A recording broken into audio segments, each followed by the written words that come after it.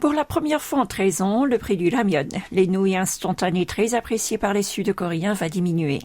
D'autres produits à base de farine, tels que les chips, le pain ou encore les viennoiseries, ont eu aussi de grandes chances de voir leurs tarifs baisser. Ces diminutions s'expliquent par la dépréciation du coût de la farine de blé sur le marché international. De plus, les producteurs, opposés à cet ajustement, cèdent petit à petit à la pression du gouvernement. Depuis septembre dernier, le prix du sachet de ramyeon n'a cessé d'augmenter pour atteindre une hausse aux alentours de 10%. Mais à partir du mois prochain, il va baisser.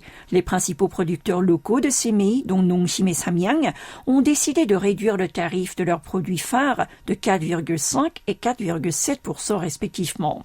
Dans les supérettes ouvertes 24 heures sur 24, le Shinramyeon, le produit vedette de Nongshim, s'achètera 950 won au lieu de 1000 won, quant au Samyang Ramyeon, 910 au lieu de 950. Il s'agit d'une diminution d'environ 3 centimes d'euros par produit. Selon un responsable du groupe Nongshim, cette décision-là a été prise pour aider les consommateurs, notant que c'est une première depuis 13 ans que ces deux grands producteurs annoncent une baisse du prix de leurs articles. D'autres firmes, telles que Otugi et Palto, vont elles aussi suivre le pas.